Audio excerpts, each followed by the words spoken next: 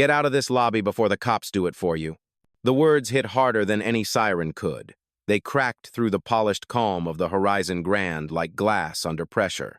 Behind the marble desk, the hotel manager's voice carried years of entitlement dressed up as policy. In front of her, Marcus Reed, tall, composed. A black man in a dark green suit did not move. He had heard those words before, in different rooms, in different tones, but this time was different. This time, the lobby she was trying to erase him from was one he owned. If you have ever been judged before you even spoke, stay with this story. Because in the next 10 minutes, everything you think you know about power, race, and silence inside America's luxury hotels will be rewritten right here, in this lobby. It was 9:42 on a Friday night in downtown Atlanta. The Horizon Grand's lobby glowed with warm light, marble so white it almost hummed, and air thick with the faint scent of citrus polish and money. Guests lingered at the bar, laughing softly, while the front desk gleamed like a courtroom bench. Marcus had checked in hours earlier under an executive alias. He had returned from a late dinner and requested room service, 1 steak, medium rare, a glass of red, and a bottle of sparkling water. Nothing extravagant. But when he called down, the voice on the other end had said coldly, "We don't take fake VIP requests." 10 minutes later, he came downstairs to ask in person. That was when Karen Whitmore, the hotel manager, met him with suspicion sharpened into accusation. She didn't look twice at the black card he held out. Her hand hovered near the phone instead. "Sir, I am asking you to leave before this becomes a scene." Marcus's jaw tightened. "A scene?" he said evenly. "You made one the moment you decided who I was." At her signal, a uniformed security guard stepped closer, hand already brushing his radio. The clerk at the desk, a young woman named Tina Alvarez, looked down, her lips pressed tight, the silence of the guilty bystander. Guests nearby started to glance over. Someone whispered, "What did he do?" Marcus said nothing. His calm filled the room heavier than her anger. He placed his phone on the counter and dialed one number. "Nia," he said, his voice low. "Start Protocol 9. On the other end, his assistant's tone was steady. "Confirmed, sir. Systems are online." Karen folded her arms, mistaking composure for compliance. "You are about to regret this," she sneered. Marcus met her eyes. "No," he said quietly. "You are." The air seemed to shift. The laughter from the bar faded. The security guard hesitated, because something in Marcus's tone measured precise, did not S. The air in the Horizon Grand lobby did not move. It felt heavy, waiting, as if even the walls wanted to see how far this moment would go. Behind the counter, the marble gleamed with quiet cruelty. Karen Whitmore, the manager, straightened her orange blazer and spoke with that kind of confidence that only came from never being questioned. "Security," she said sharply. "Escort this man out before guests start recording." Evan Blake, the hotel's lead guard, stepped forward. Broad shoulders, radio clipped tight to his vest, a man used to control. "Sir, you need to step away from the counter," he ordered. Marcus Reed did not move. His hand still rested flat on the marble, calm, grounded. His eyes were steady on Karen's. "You have one last chance to listen before this turns into something you cannot undo," he said quietly. Karen gave a short laugh, the kind people use when they think they still own the room. "Is that a threat?" she asked. "It is a fact," Marcus replied. At the far end of the lobby, the front desk clerk, Tina Alvarez, froze. She had been typing guest confirmations a minute earlier, but now her fingers hovered uselessly above the keyboard. She had seen this before, different faces, same tone. A black guest accused of something invisible, a manager pretending it was just procedure. The difference tonight was the way the man carried his silence. It was not fear, it was precision. Karen tapped the counter with her pen. "Identification again," she demanded. "And I want the name that matches the system, not whatever you made up."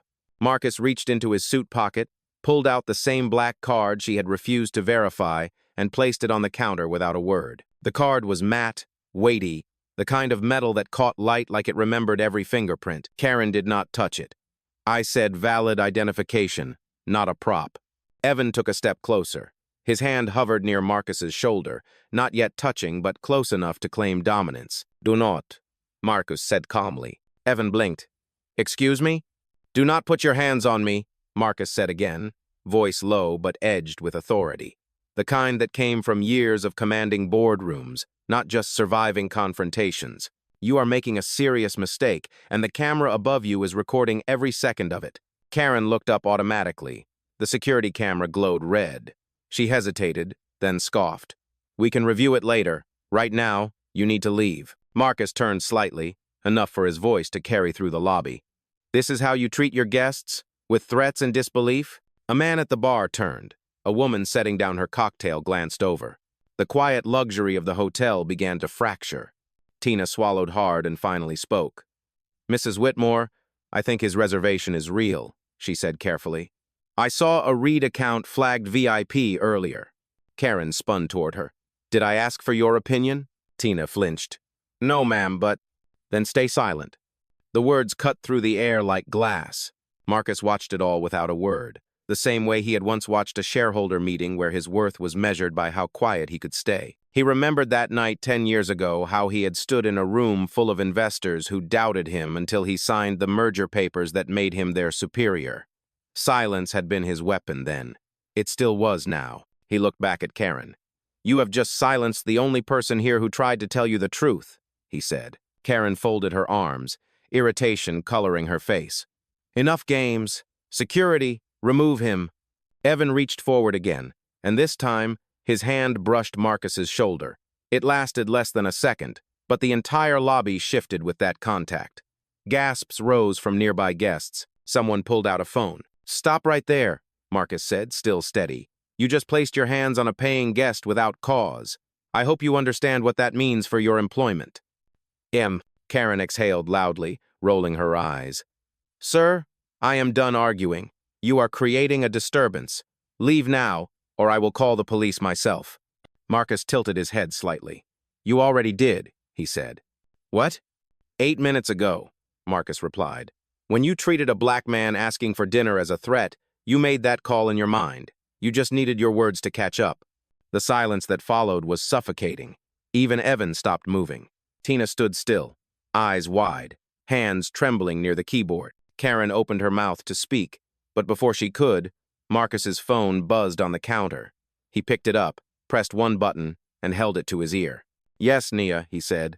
His assistant's voice came through clear, calm, amplified just enough for those closest to hear. Protocol 9 is active, sir. System override complete. You now have full access to hotel operations. Karen's face drained of color. What did she just say? Marcus looked at her for the first time with the full weight of who he was. It means, he said slowly, you have about 3 minutes left to decide whether you will apologize or pack. The clock behind the desk ticked, each second louder than the last. Guests whispered.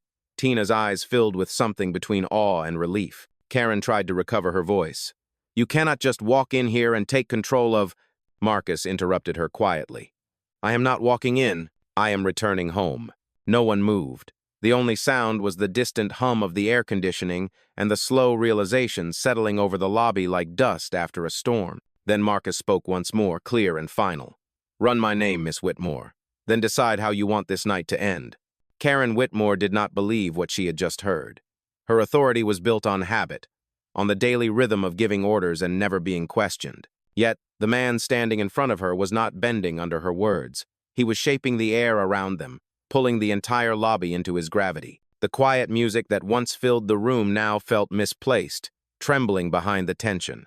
Security, Karen said sharply, her voice rising like an alarm. Remove him now.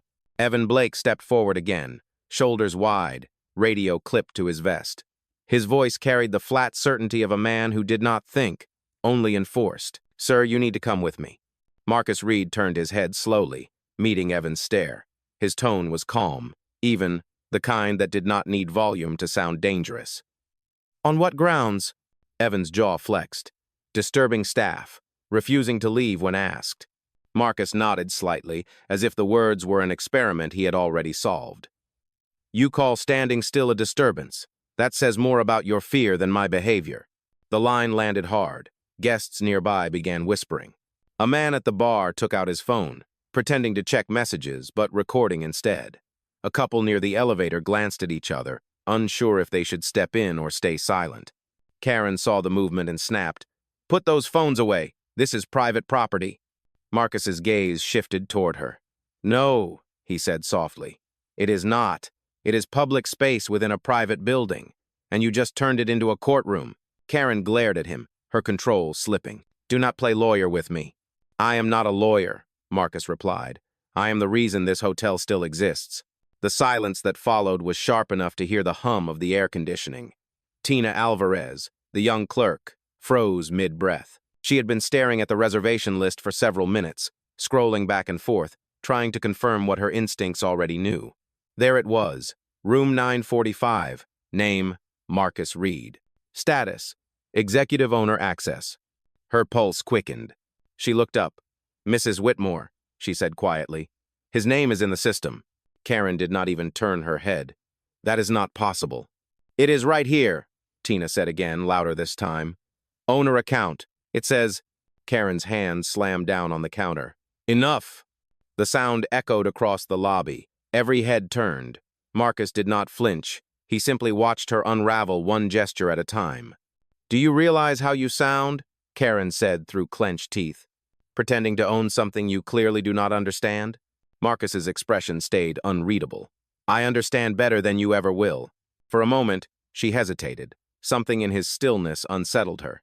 He did not have the posture of a liar. He had the calm of someone who had already won. Evan took another step forward. "Sir, this is your final warning." Marcus looked past him to Tina. "You saw it," he said. "Tell them what you found." Tina swallowed hard. "It says owner-level account," she repeated. Karen spun toward her. "If you value your job, you will stop talking right now." Tina's hands shook, but she did not stop. "I am telling the truth." The crack in Karen's composure deepened. "You are making a mistake." Marcus spoke again, quiet, precise. "No, the mistake has already been made. You just cannot delete it fast enough." Karen's face flushed with anger. "I am calling the police." Marcus nodded. "You should. They might remind you that false reports carry consequences." Evan hesitated, his authority shrinking. He had seen arrogance before, but this was different. The man's confidence was not rebellion. It was ownership. Marcus reached for his phone again and spoke into it. "Naya, confirm hotel command access." Her voice returned, steady and clear through the speaker. "Access verified. All internal cameras recording. Compliance files downloading. Incident timestamp locked at 21:58. Tina's eyes widened. Karen's lips parted in disbelief. "What did she just say?" she demanded. Marcus did not answer her. Instead, he looked around the room, taking in the crowd of watching faces, some fearful, some fascinated, all silent. Then he said, "Every second of what you have done tonight is being archived. Every word, every gesture, every order." Karen tried to recover. "You cannot do that. You do not have authorization." "I do," Marcus said. "You just refuse to see it." "Oh." Evan's voice broke the stillness. "Sir, I think we should step outside and discuss this." Marcus's reply was calm but final. "You are not in a position to negotiate. You are standing in my lobby, wearing a badge paid for by my company." A ripple of gasps moved through the guests. Someone whispered, "He owns the place." Someone else muttered, "No way." Karen's breath came fast. "You expect me to believe that you—" Marcus interrupted, his voice firm but never raised. "Belief is irrelevant. Facts do not need permission to exist." For the first time, she looked unsure. Her power had always come from confidence, not truth, and now confidence was slipping through her hands like sand. Behind the counter, Tina whispered into her headset, "Corporate verification request, urgent." The screen flickered. Within seconds, a notification appeared. "Account confirmed. Marcus Reed, executive owner, Horizon Grand Holdings." Tina stared at the confirmation, unable to breathe. Karen followed her gaze. When she saw the words, her shoulders dropped. Her voice came out smaller, tighter. "That cannot be right." Marcus exhaled slowly. "It is right," he said. "And in about 2 minutes, your staff credentials will be locked." The room seemed to shrink. Evan stepped back. Karen's eyes darted around, searching for escape, for denial, for anything that could undo what she had just done. But the lobby that once belonged to her order now moved to his rhythm. Marcus took one step forward. The light above him caught the edge of his suit. "You wanted to prove I did not belong," he said. "Now you have all the proof you need." No one spoke. The hotel's luxury glow no longer looked comforting. It looked exposed.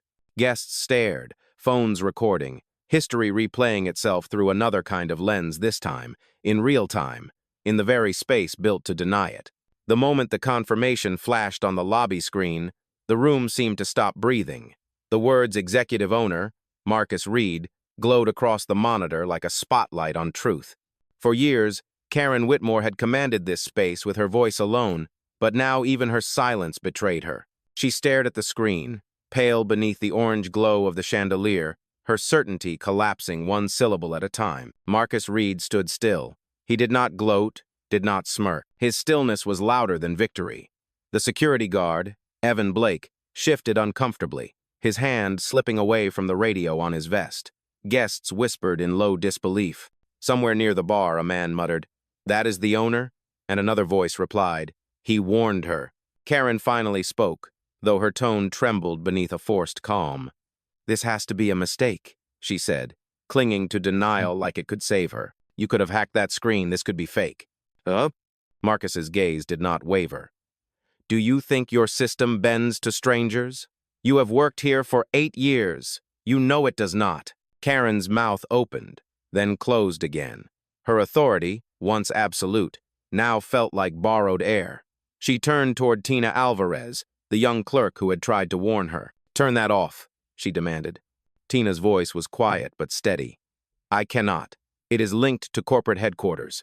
Karen stepped closer, her voice sharp. "Then, unlink it." "Ugh," Tina shook her head. "It will not let me. The override is locked." Karen looked as though she might scream, but before she could, Marcus spoke again. His voice was calm, deliberate, cutting through her panic. "Mrs. Whitmore, what you are feeling right now is accountability. It feels uncomfortable, but it is necessary." The lobby fell even quieter. No one moved. Karen straightened her jacket, trying to summon whatever was left of her pride. "If you truly are who you claim to be," she said, "then why are you here at this hour, dressed like a guest instead of an owner?" Marcus's reply was almost a whisper, but it carried through every corner of the room. "Because I wanted to see how my staff treats people when they think no one important is watching." That single sentence hit like thunder behind glass. The clerk gasped softly. Evan looked down at the floor. Even the guests felt the weight of it, the clarity of a truth too clean to ignore. Karen tried to recover. "This was a misunderstanding. You walked in without identification. You looked—" She stopped herself mid-sentence, but the damage was already done. Marcus stepped closer. "I looked what?" Karen's throat tightened. "Unfamiliar." "Unfamiliar?" Marcus repeated. "You mean I looked black in a space you believe black men only visit to deliver luggage or fix light bulbs?" The words were not shouted. They were spoken with precision, the way a surgeon cuts. Karen's hands shook. "I never said that." "You did not need to," Marcus said. "You acted it." He turned toward the guests. "Every person in this lobby heard her tone before they knew my name. That is what bias sounds like. It does not need slurs. It only needs assumption." From the back of the room, a woman spoke softly. "He is right." Her voice belonged to a guest in a gray coat, standing beside a suitcase. "I heard her from the elevator." She said, "People like you." Karen spun toward her. "Ma'am, I was enforcing policy." "No," the woman interrupted. "You were enforcing prejudice." The ripple spread quickly. More guests began murmuring, shifting sides, their sympathy changing direction like wind through glass doors. Evan Blake, the guard, finally spoke, his voice uneasy. "Sir, I did not know who you were." Marcus looked at him. "And if I were no one, would you have treated me differently?" Evan swallowed hard. "I was following orders." "Bad orders," Marcus said. "That is how systems like this survive. Everyone hides behind procedure until it breaks someone." Karen tried to pull the conversation back under her control. "Mr. Reed, with all due respect—" "There is no respect left in this room," Marcus interrupted quietly. "Not until you acknowledge what you did." Her eyes darted toward the onlookers. "You cannot humiliate me in front of my staff." Marcus's gaze sharpened. "You humiliated yourself when you mistook dignity for deception." Tina spoke up again, her voice firmer now. "Mrs. Whitmore, there are corporate eyes on this feed. The system flagged the incident to compliance. You need to stop." Karen froze. The color drained from her face. "Compliance?" "Yes," Tina said. "The corporate ethics board monitors all override triggers." They are watching now. Marcus nodded once. They have been since I said my first name. The realization sank in like a weight. Karen's breath came in short, uneven bursts. The guests kept filming, silent witnesses to a power shift decades overdue. Marcus turned slightly, his voice now softer, almost reflective. When I was 21, I applied for a management internship at a hotel in New Orleans.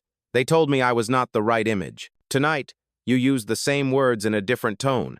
But I am not 21 anymore. I am the image, and I am the owner. No one spoke.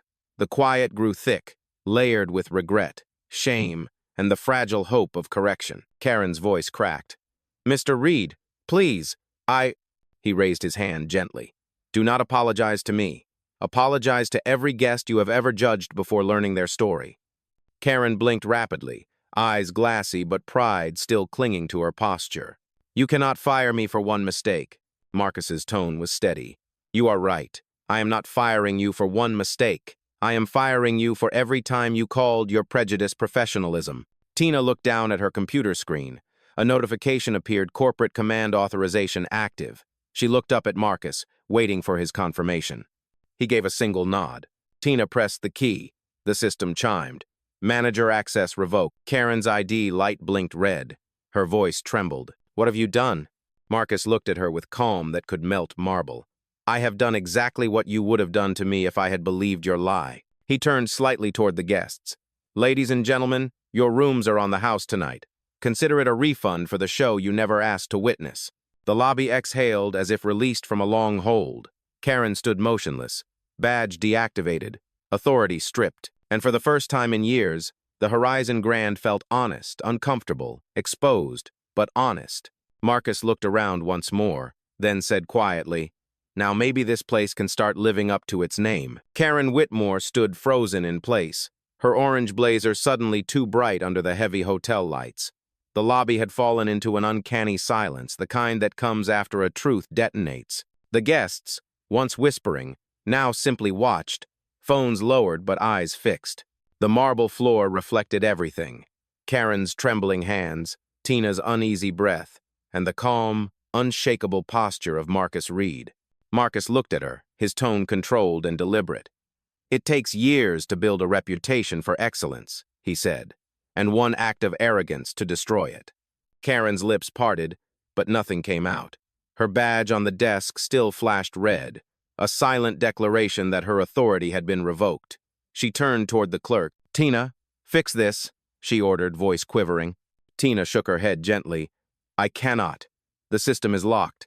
Karen's voice cracked, a mix of anger and disbelief. You will lose your job over this. Tina looked at her for a long moment before answering. Maybe, but at least I will not lose myself. Marcus said nothing. The statement landed with quiet finality. He watched Tina, a trace of respect in his eyes. The young woman had done what most people never dared. She had chosen truth over comfort. Karen turned back to Marcus, desperate now. Mr. Reed, I have given this hotel my entire career. I was following procedure. He took a step closer, his voice steady. Procedure is supposed to protect fairness, not justify bias. You turned it into armor for discrimination. Her hands clenched. You are twisting this. I did not deny you because of race. I denied you because of identification. Marcus raised an eyebrow. Do you deny that your first words were people like you do not belong in this kind of hotel? Karen faltered. That was taken out of context. There is no safe context for those words, Marcus replied. And you said them loudly enough for a dozen witnesses. A low murmur moved through the crowd. Guests began exchanging looks, some uncomfortable, others openly disgusted. The power dynamic had shifted completely. The woman who once controlled this space now looked small within it. Evan Blake, the security guard, broke the silence. Sir, what happens now? His tone was careful, respectful now where arrogance once lived. Marcus turned toward him. You will continue your shift until I decide otherwise, he said. And you will remember this moment the next time someone orders you to remove a guest without reason. Evan nodded slowly. Yes, sir. Marcus's gaze drifted toward the front desk again. He reached for his phone. Nia, he said evenly. Her voice came through crisp and confident. Yes, sir. Prepare a staff-wide memo. Marcus instructed. Effective immediately, every Horizon Grand property is required to undergo racial bias retraining. Every location, every employee, make the arrangements before morning. Understood, she said. Karen's breath quickened. You cannot do that without corporate approval. I am corporate approval, Marcus said. The room trembled under the weight of that truth. Karen looked around, as if the walls themselves might defend her. They did not. Marcus's voice softened but carried more gravity than before. You know, when I bought this hotel chain, I promised myself something. I promised that every guest, no matter their color, accent, or paycheck, would feel safe walking through those doors. That promise was broken tonight by the very person entrusted to protect it. He looked at her squarely. That is what this is about. Not revenge accountability. Karen's voice dropped to a whisper. You have no idea how hard it is to run this place. Marcus's reply was almost kind. Actually, I do. I built it. For a few seconds, neither of them spoke. The entire lobby held its breath, watching two versions of power collide, one built on fear, the other on dignity. Then Marcus turned toward Tina. How long have you worked here? 3 years, she said. Front desk clerk since I graduated. He nodded. You handled yourself with integrity. You will not be punished for telling the truth. Her eyes widened slightly. Thank you, sir. Marcus turned back to Karen. You are dismissed, effective immediately. Your severance will follow company policy. Security will escort you to collect your belongings. Karen's jaw trembled. You cannot be serious. I am always serious when it comes to dignity, Marcus said. Evan hesitated. Mr. Reed, do you want me to? Yes, Marcus replied. But do it respectfully. No humiliation. Just procedure done right this time. Karen's voice broke as she whispered, I gave this place everything. Marcus met her eyes one final time. And in return, it gave you power you forgot how to use with grace. Evan gestured politely toward the hallway. Karen walked past him slowly, her heels clicking against the marble in sharp, uneven beats. As she reached the door, a guest near the entrance said quietly, About time. Karen did not look back. When the door closed behind her, the lobby seemed to breathe again. The tension loosened, replaced by something heavier reflection. Marcus turned toward the guests, his tone steady. None of you came here expecting to witness this, but what just happened is why justice matters even in quiet places, especially in quiet places.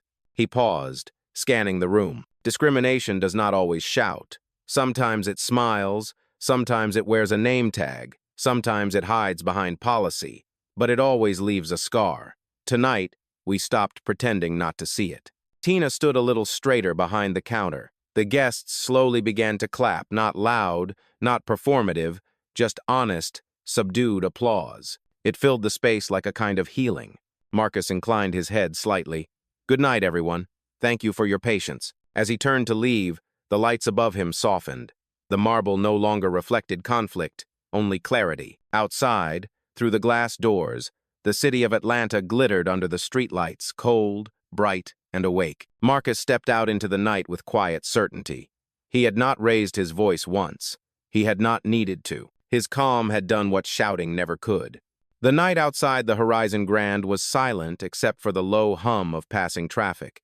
Inside, the lobby still glowed under its chandelier light, but the air had changed.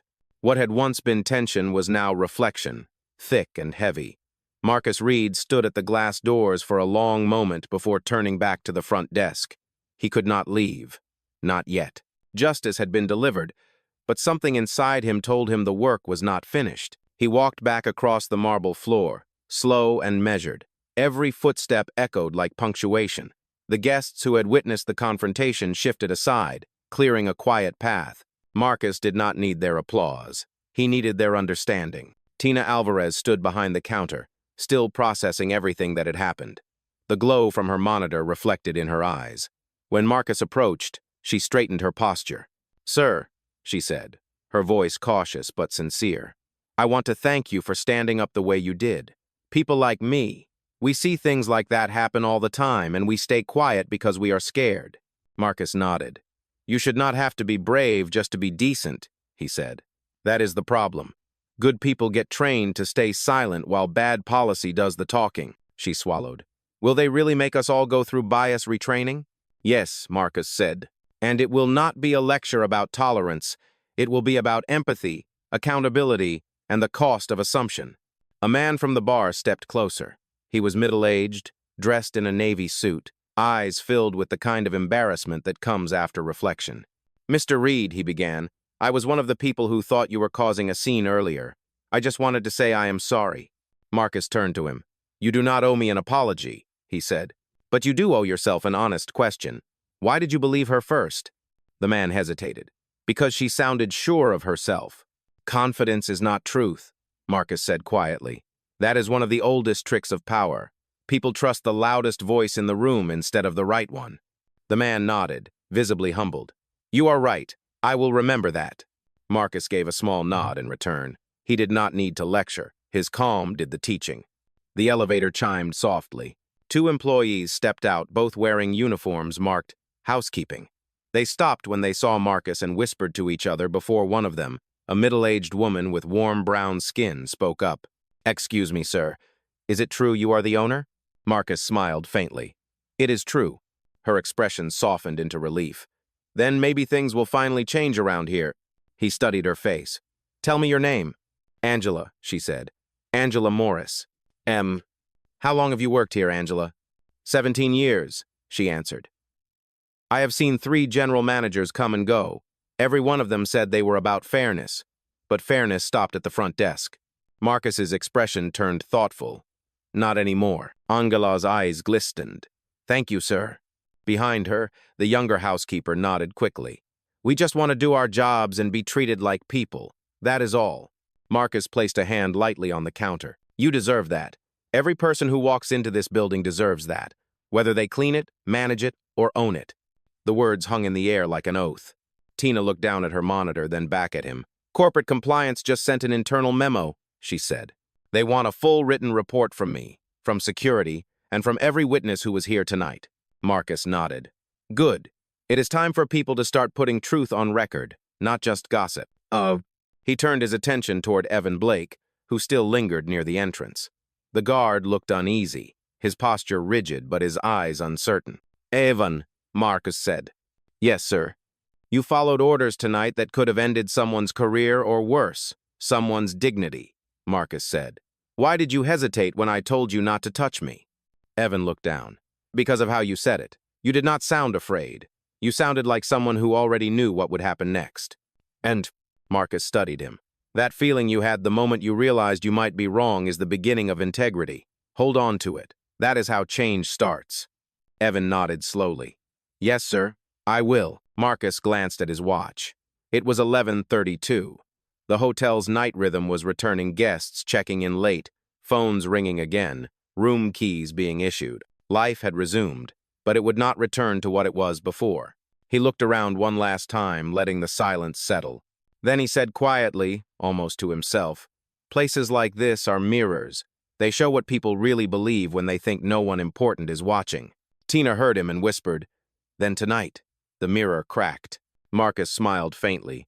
"Yes," he said. "And now light can finally get in." He took a deep breath and exhaled slowly. The anger that had burned quietly in him for years felt lighter now, not gone, but transformed into purpose. Angela approached again, holding a folded napkin. On it was a handwritten note. "Sir," she said, "this was from a guest who checked out this morning. He left it at the desk. We did not know who to give it to until now." Marcus unfolded it. The note read, "To whoever owns this place, remember luxury means nothing if humanity is missing." He smiled at the words, then handed the napkin back to Angela. "Keep it," he said. "Remind everyone of what this building stands for." As he turned to leave for the second time that night, the guests parted quietly again. The city lights outside reflected on the glass doors, twin images of power and humility side by side. Marcus stepped out into the night. The air was cool, the street alive but calm. Behind him, the horizon grand glowed with its name in gold letters, but for the first time, the light meant something. It no longer hid injustice, it revealed it. Marcus looked back once, his reflection faint in the glass. "One day," he said softly, "they will learn that respect is not a service you provide. It is a truth you live." And then he walked away, leaving behind not just a hotel, but a message that would echo long after the marble floor forgot the sound of his steps. By the next morning, the Horizon Grand was no longer the same hotel. The incident had spread beyond its marble walls and chandeliers. It had become a story whispered in every corridor, replayed on every employee's lips. The staff walked differently, quieter, careful, aware. What had happened the night before was not just a scandal, it was a reckoning. In his suite on the top floor, Marcus Reed stood before the window, looking out at the Atlanta skyline painted in gold by the rising Sunday. The city moved as if nothing had changed, but he knew better. Somewhere below, conversations were already shifting. People who once looked past inequality were now forced to look directly at it. He picked up his phone. "Nia," he said, "status update." His assistant's voice was crisp, professional but softer than usual. "All staff communications have been reviewed. Corporate compliance has issued an internal alert. The footage from last night was automatically stored in the cloud and mirrored to legal. It cannot be deleted." "Good," Marcus said. "And the memo?" "It went out at 6 a.m. Every Horizon Grand branch has been notified. Retraining will begin within 48 hours. The Atlanta staff will be first." Marcus nodded. "That is how it should be." He turned away from the window and walked toward the desk. The air in his suite was clean, still smelling faintly of cedarwood and coffee. On the table lay a folder one Karen Whitmore had left in her office. Inside were printed reports, staff evaluations, guest complaints, and disciplinary actions. Marcus flipped through them carefully. The pattern was impossible to ignore. Minority employees written up for attitude. Guests of color flagged for suspicious payment behavior. Notes like "does not match typical clientele profile." Marcus closed the folder slowly. The silence felt heavier than anger. It was the weight of familiarity, the same excuses he had faced his entire life, now printed in company ink. He sat down, steepling his fingers. "Nia," he said again, "set up a meeting with regional directors. Virtual, 1 hour." "Yes, sir," she replied. As the line went quiet, Marcus let his thoughts drift backward, pulled into memory. He was 23 years old again, sitting in a cheap hotel lobby in Baton Rouge. The clerk behind the counter had smiled with the same tight politeness Karen had used, the kind that said you are tolerated, not welcomed. He had been there for a job interview assistant manager. They never called him back. He later found out they hired someone else with fewer qualifications and more comfort to the white clientele. That night, he wrote his first business plan on the back of a takeout receipt. He remembered his father's words. "Do not raise your voice to be heard, son. Raise your value until silence speaks for you." Now, decades later, that silence had built an empire, but it came with responsibility to make sure no one else endured what he had. The phone buzzed. "Conference is ready," Nia said. Marcus stood, straightened his suit, and walked to the screen. A wall-mounted monitor flickered to life, displaying 10 small video feeds regional directors from across the country. Chicago, Dallas, Miami, Los Angeles. Each of them looked alert, some nervous. "Good morning," Marcus said. His tone was calm but carried the quiet authority of someone who had no need to prove himself. "I assume you all know why we are here." There was a pause. Then a man in the Dallas window spoke first. "Sir, we heard there was an incident in Atlanta." "Incident," Marcus repeated softly. "That is a polite word for what happened. What happened was not a misunderstanding. It was discrimination executed under our logo." The directors looked uneasy, Marcus continued. "Every one of you will review your staff. Every policy that allows personal bias to hide behind professionalism will be rewritten. And if you think this is a public relations crisis, you are wrong. This is a human crisis. We just happen to own the building where it happened." A woman from Miami spoke hesitantly. "Mr. Reed, do you intend to release a statement to the press?" Marcus shook his head. "No, I intend to release a standard." The silence that followed was thick. Then the man from Chicago cleared his throat. "Sir, respectfully, if the footage circulates online, this could hurt bookings." Marcus looked directly into the camera. "If people avoid our hotels because we hold ourselves accountable, then we do not need their money." No one replied. He leaned forward slightly, voice low and unwavering. "Luxury is not measured by chandeliers or thread count. It is measured by conscience. If that offends anyone, they can find another chain." Nia's voice came through the speaker. "Sir, there is one more matter. Media inquiries have started. They are calling the event the lobby incident. Do you want me to respond?" Marcus exhaled slowly. Not yet. Let the world talk first. When the truth stands on its own, it does not need a press release. As the meeting ended, the directors began to sign off, one by one. The screen returned to black. Marcus remained seated for a moment, his reflection faint on the monitor. He could see the fatigue around his eyes, but behind it, there was purpose. He stood, walked to the window again, and looked down at the street below. A group of hotel employees had gathered outside, waiting. Some held coffee cups, some their phones. Others simply watched the building as if seeing it for the first time. Marcus pressed a button on the intercom. "Tina Alvarez," he said. Her voice answered quickly. "Yes, sir. I want you to gather the entire staff in the lobby within the hour. Everyone from housekeeping to management." "Yes, sir. I will make the announcement." "Thank you, Tina," he said. "And thank you for last night." There was a pause. Then she said softly, "I only did what was right." "That," Marcus said, "is exactly what I need this company to remember." When the line went silent again, he turned back toward the desk. On it sat the silver keycard Karen had once confiscated. He picked it up, feeling the cool weight of it in his hand. The card was not just access, it was proof. Proof that identity meant nothing without recognition. Proof that power without humility was just noise. He placed it gently in his pocket and whispered to himself, "Time to rebuild this house." Outside, the city kept moving. But inside the horizon grand, something deeper had shifted. The walls that once echoed orders would soon echo accountability. And for the first time in its history, the building finally had a conscience.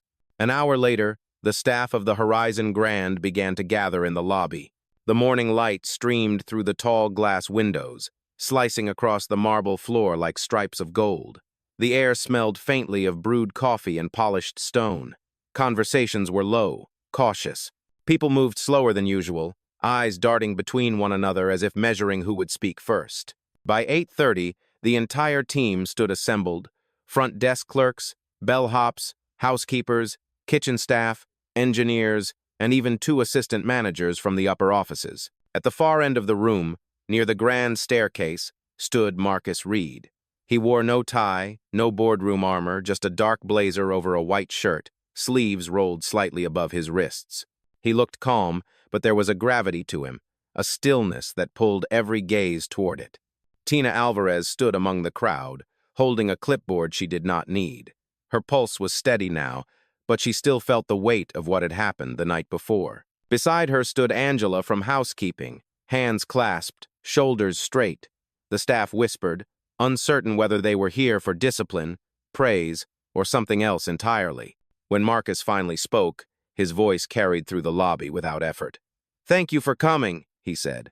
"I know this is not a normal morning. What happened last night was not normal either." He paused, letting the silence breathe. No one dared interrupt. "Many of you saw it," he continued. "Some of you heard about it. A guest was denied basic respect because of how he looked. That guest was me." A few employees looked down, faces reddening. Others looked stunned, realizing they were now part of something much larger than gossip.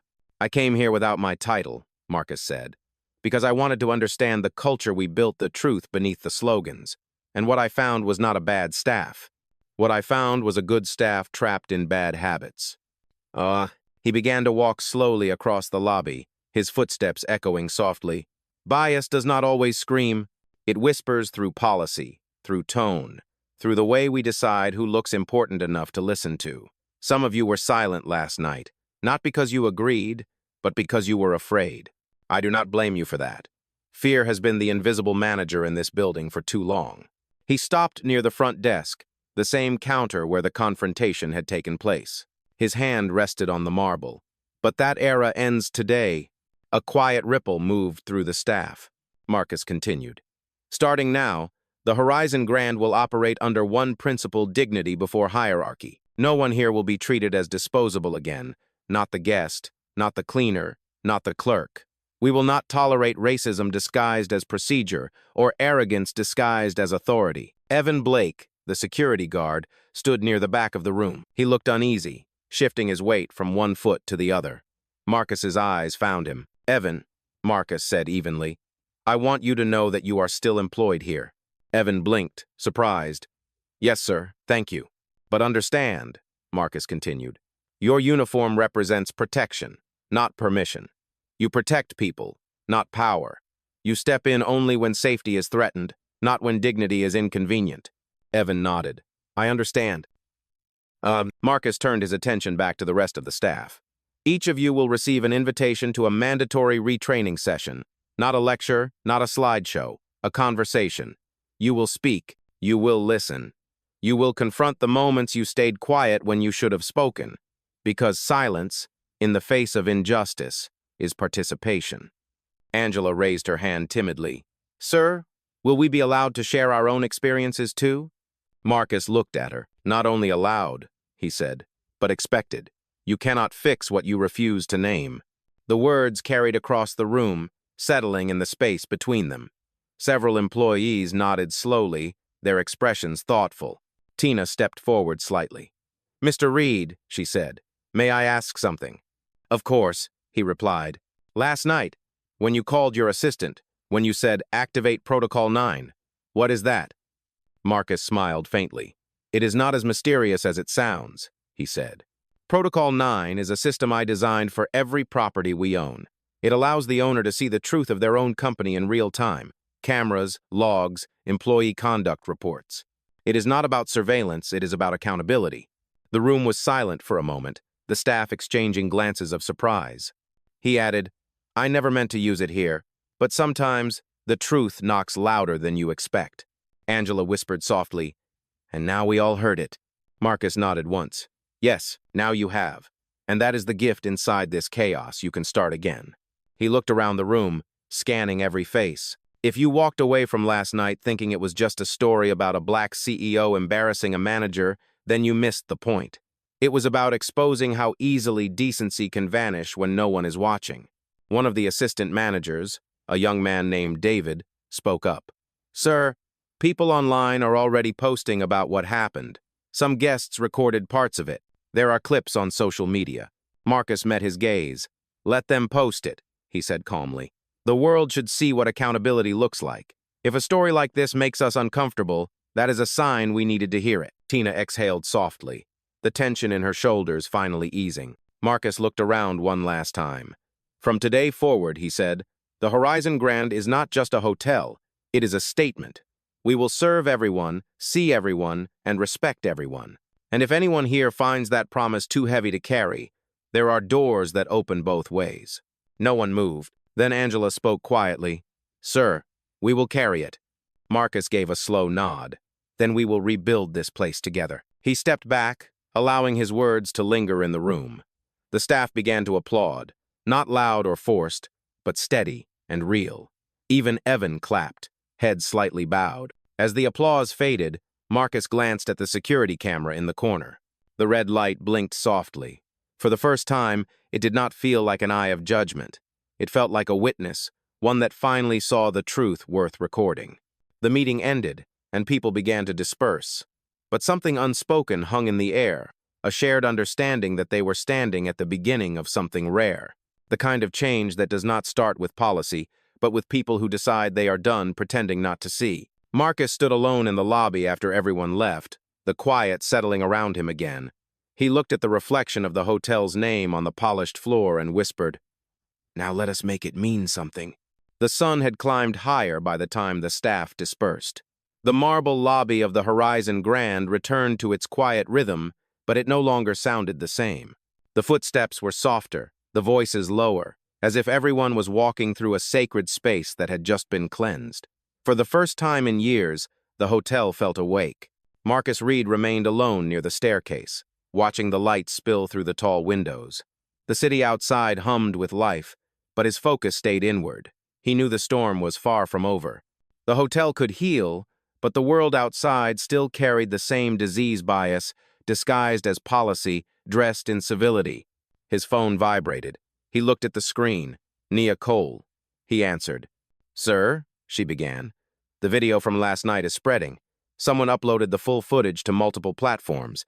It has already reached 200,000 views. Marcus exhaled slowly. Let it run. There are mixed reactions, she continued. Some are applauding your composure. Others are saying you staged the confrontation for publicity. Marcus smiled faintly. They always question a black man's authenticity when he owns his narrative. That is not new. Nia hesitated. Do you want me to issue a corporate statement? No, he said. Truth does not need choreography. We let the story breathe. People will see the truth in how we act next, not in what we say. There was a pause. Then she said softly, You sound calm. I am, Marcus replied, because this is bigger than me. It is not about a hotel. It is about what we tolerate in our everyday lives. Oh. He hung up, placed the phone in his pocket, and turned as the elevator opened behind him. Two figures stepped out, a man and a woman in sharp gray suits, both wearing the subtle confidence of corporate power. They walked briskly toward him. Mr. Reed, the man said, extending a hand. I am Thomas Grant, Regional Vice President. This is Laura Kent, Legal Counsel for the Southeast Division. Marcus shook their hands calmly. You are both early. We caught the first flight from Dallas, Thomas said. The board requested an immediate on-site evaluation. What happened here last night is serious. Laura added, There is talk that shareholders are concerned. They believe the company's reputation is at risk. Marcus gestured for them to sit. Reputation is not the problem, he said. Character is. Thomas looked uncomfortable. Sir, with all due respect, the footage shows you personally confronting an employee in public. Some are calling it unprofessional. Marcus sat down opposite him. His tone stayed even. I confronted racism, not an employee, and if the world confuses those two, that is exactly why this company needed a wake-up call, Laura interjected. We understand your position, Mr. Reed, but the board will need a written justification for your actions. If we do not manage this narrative quickly, it could escalate. Marcus leaned forward slightly. The only narrative that matters is the truth. A black man walked into his own hotel and was treated like a trespasser. If that embarrasses the board, maybe they should ask themselves why. Neither lawyer nor vice president replied. After a long silence, Thomas said, The staff seems shaken. The manager you dismissed has already contacted her attorney. She is claiming wrongful termination. Marcus gave a slow nod. Of course she is. When people who hold power are confronted with accountability, they often mistake it for cruelty. Laura glanced at her notes. Should we prepare for litigation? Prepare for transparency, Marcus said. Release the footage in full, unedited. Make sure the world sees exactly what happened. The tone, the words, the moment she said, People like you do not belong. Do not hide it behind corporate filters. Let it stand. Thomas blinked. That is a bold move. It is an honest one, Marcus replied. And honesty, unlike reputation, cannot be destroyed by exposure. The lawyer studied him quietly, as if trying to understand the kind of power that did not rely on shouting. Marcus continued, his tone soft but unyielding. For decades, this company has profited from an image of luxury. But luxury without humanity is a facade. The Horizon Grand will not sell silence anymore. It will sell integrity. Thomas adjusted his tie nervously. That might alienate some of our wealthier clients. Marcus stood, his height commanding without aggression. If wealth is allergic to decency, then it can stay outside our doors. He walked toward the window, looking out at the city. Do you know why I named this chain the Horizon Grand? Thomas and Laura exchanged a glance. No, sir, she said. Because a horizon is a promise, Marcus said. It is where the dark meets the light and neither wins. It reminds us that progress is not about comfort, it is about contrast. What happened last night was not a scandal. It was the horizon doing its job. The two executives sat in silence, absorbing the words. Then Marcus turned back to them. Contact the Public Relations Department. I want a single line sent to the media if they call. Thomas picked up his pen. What should it say? Marcus looked directly at him. It should say, The Horizon Grand does not issue apologies for telling the truth. Nothing more. Thomas hesitated, then nodded. Understood. Laura stood. Sir, if I may, what do you want people to take away from this? Marcus paused before answering. That power is not measured by how loud you speak, but by how long your silence echoes after you are gone. For a moment, no one said anything. The sound of the city filtered faintly through the glass, the honk of a car, the murmur of distant voices, the pulse of life continuing. Then Marcus said quietly, I want you both to walk through this hotel today, not as executives, as guests. Watch how people greet you, how they look at you, how they make you feel. Then imagine walking in here with my skin without my title. That is what we are changing. Laura's eyes softened. Understood, sir. He nodded once, signaling the meeting was over. As they left, Marcus remained at the window, watching their reflections fade down the hall. Outside, the horizon shimmered beneath the midday light, an unbroken line, distant, yet clear.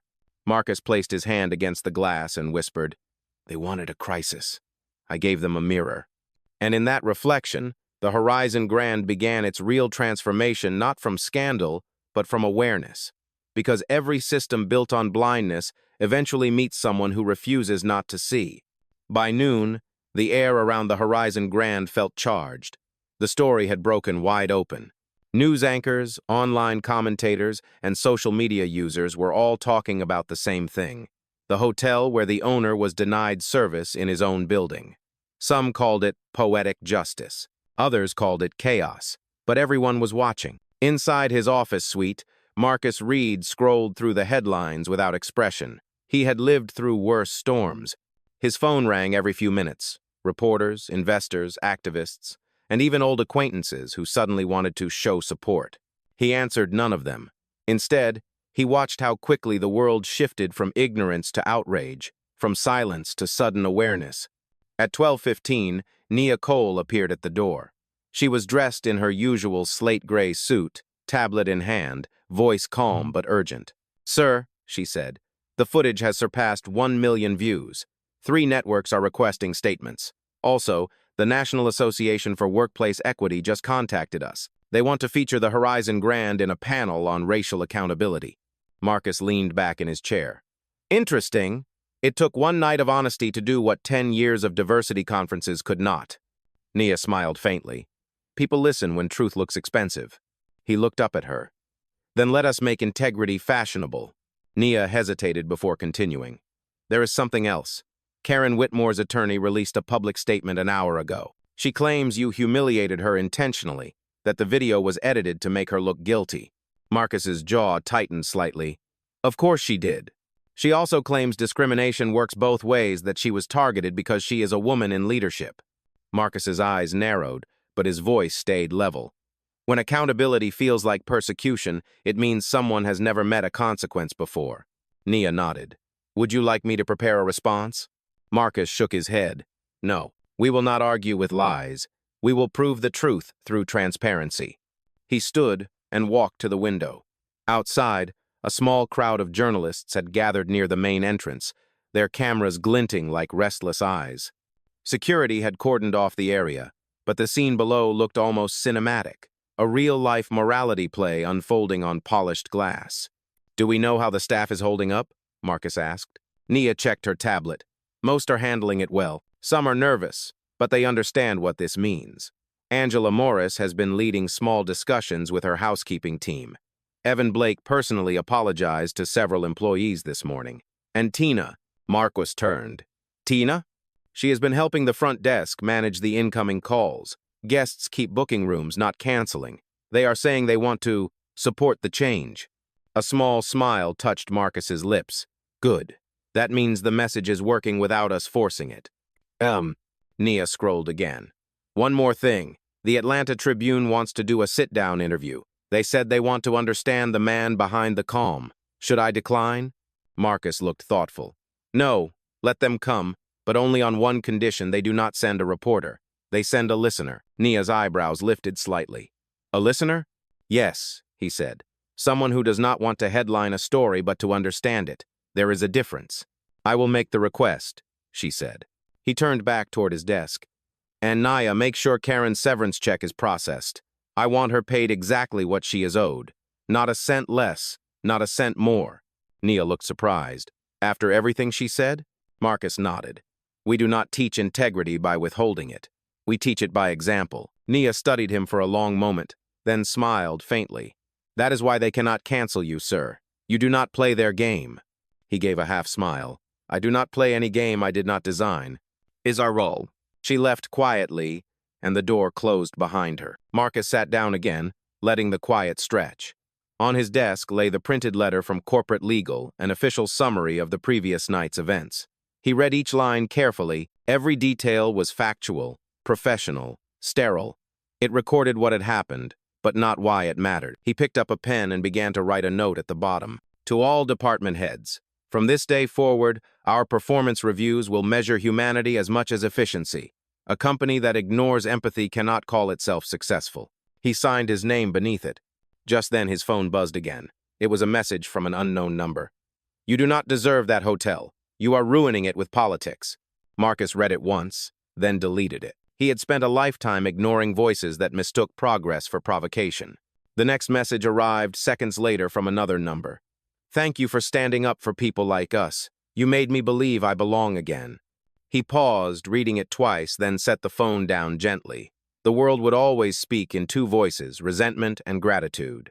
His job was not to chase either, but to keep walking straight through the noise.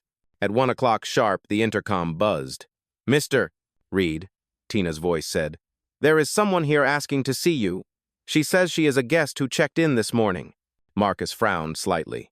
Did she give her name? Yes, sir. Miss Alicia Porter. She says she is a journalist, but not here for a story. She said she owes you a conversation. He paused. Send her in. Moments later, the door opened, and a woman in her early 30s stepped in. Her hair was tied back neatly, and her eyes carried the kind of curiosity that came from experience, not ambition. She extended her hand. Mr. Reed, I am Alicia. I was here last night. Marcus shook her hand. You were in the lobby? I was, she said. I was one of the guests who recorded the incident. I wanted to tell you something. He gestured for her to sit. Go ahead. Alicia sat down carefully. When you stood there and said nothing, when everyone else was shouting, I realized something. Silence is not weakness when it comes from someone who knows his worth. It is control. Marcus met her eyes. That silence took years to earn. I believe it, she said softly. And I wanted to thank you, because last night, for the first time in my life, I saw what dignity looks like when it refuses to beg. For a moment, neither spoke. The world outside continued moving, cars passing, reporters waiting, phones ringing, but in that office, time slowed. Marcus finally said, Then that moment did its job. Alicia stood, offering a small nod. I will leave you to your work. I did not come to take your words, only to return mine. When she left, Marcus turned back to the window once more. The reporters still waited. The noise outside still grew, but he no longer saw chaos. He saw conversation. And that was the point. The storm was not the end of something. It was the beginning of people finally listening. The sun began to dip behind the Atlanta skyline, spreading streaks of orange and deep gold across the glass towers. The day had been long, loud, and relentless. The Horizon Grand had turned into a stage for public conscience. Reporters still lingered outside, guests whispered about what they had witnessed, and employees spoke more softly than usual, their voices carrying a new kind of respect. Inside his office, Marcus Reed sat in near darkness. The blinds were half closed, slicing the last light into narrow ribbons that stretched across his desk. The phone had not stopped vibrating for hours, but he ignored it. His mind was not on damage control anymore. It was on reflection. He leaned back in his chair, eyes fixed on the city lights below. For the first time that day, silence felt heavy, not like peace, but like consequence. He had made the right decisions, but even justice had a cost. He could feel it pressing on him now, quiet but undeniable. His thoughts wandered to the faces of the people from the night before. Karen's disbelief, Tina's quiet courage, Angela's trembling hope, and Evan's humbled stare. Every one of them represented a piece of the larger story, how power, fear, and conscience lived under the same roof and still collided. He remembered his father's words again. Son, the measure of a man is not what he does when wronged, but what he builds after he wins. Marcus exhaled deeply. The hard part was not the confrontation, it was the rebuilding. The door opened softly, and Nia Cole stepped inside without knocking. She carried a folder and a tired smile. Sir, she said quietly, I thought you might want an update before the evening ends. Marcus gestured for her to sit. What do we have? She opened the folder. Corporate legal has confirmed that the termination was valid. Karen Whitmore's claim will not hold. The footage and documentation make her case impossible to defend. Marcus nodded slowly. That is not victory, that is accountability. Nia looked at him curiously. You do not sound relieved. He leaned forward, elbows on his desk. Because firing one person does not fix a culture. It only exposes it. Nia set the folder down. Still, you did something most people would not have had the courage to do. Marcus smiled faintly. Courage is not the absence of fear, Nia. It is doing the right thing while knowing the fear will still be there in the morning. She studied him for a moment. You are tired. I am thoughtful, he corrected softly. There is a difference. Nia hesitated before speaking again. There is something else. You have received hundreds of messages, some from CEOs, some from community leaders, but there is one I think you should hear. She took out her phone and pressed play. A recorded voice filled the quiet office. It was a woman's voice, measured, emotional, grounded. Mr. Reed, it began. My name is Denise Walker. I watched the video of what happened at your hotel. My son works in hospitality. He is 22. He is the only black employee at his front desk. He came home crying last night after seeing your story. But they were not tears of sadness. He said, Mom, he looked like me, and he did not yell, and he still won. Thank you for showing him that power can look like peace. The recording ended. The room was silent again. Marcus closed his eyes for a moment, his breath catching slightly. Then he said quietly, Play it again. Nia did. The same words filled the air, softer this time, like a prayer. When it ended, Marcus opened his eyes. Send her my personal note, he said. Tell her son that his dignity is already his success. The world just has to catch up. Nia nodded. I will. She stood, but Marcus stopped her with a quiet question. Nia, do you think people actually change after moments like this? She thought about it. I think people who are ready to change do. The others only react. Marcus gave a small nod. Then maybe reaction is where change begins. Nia smiled gently. You always find the right balance between philosophy and business. That is because they are not separate, Marcus said. The real business of leadership is conscience. Nia turned to leave but paused at the door. There is a press conference request from CNN. They said they would wait until tomorrow. Tell them I will not be attending, Marcus said. Tell them the footage already spoke louder than any microphone ever could. When she left, the room returned to silence. Marcus sat for a long moment, his eyes fixed on the window again. The reflection of the city flickered in the glass lights turning on. Cars moving, people living. Somewhere in that reflection, he saw his younger self again, the boy who once stood in front of a hotel counter in Baton Rouge, told that he was not the right image. That memory no longer hurt. It simply existed, like a scar that no longer stung but reminded him why he never stopped building. A knock sounded softly on the door. Tina Alvarez stood there, her uniform crisp but her eyes hesitant. Sir, she said, I hope I am not disturbing you. Not at all, Marcus said. Come in. She stepped closer, holding a sealed envelope. This was left for you at the front desk. A courier dropped it off earlier. It is from corporate headquarters. Marcus took it, nodded his thanks, and opened it carefully. Inside was a single page with the company's gold letterhead. It read, To Marcus Reed, Founder and Chief Executive Officer. The board acknowledges your leadership and ethical conduct in the handling of recent events. Effective immediately, all regional policies regarding guest conduct and staff discretion will undergo review and revision under your direct supervision. At the bottom, 10 signatures lined the page. Marcus read it slowly, then placed it down. Do you know what this means, Tina? She shook her head. It means, he said quietly, that they finally learn to follow instead of dictate. Oh, Tina smiled shyly. It also means they finally saw what leadership looks like. Marcus returned the smile, though it was faint. Leadership is just responsibility with a heavier name. She looked down for a moment, then said softly, Sir, I just wanted to say thank you. For last night, and for today. It changed the way people here see each other. He met her eyes. Then it was worth it. When she left, Marcus leaned back again and exhaled slowly. The city outside had begun to shimmer in the evening light, its glow reflecting off the hotel's polished facade. He stood, walked to the window, and whispered, Maybe this is how justice sounds quiet, but undeniable.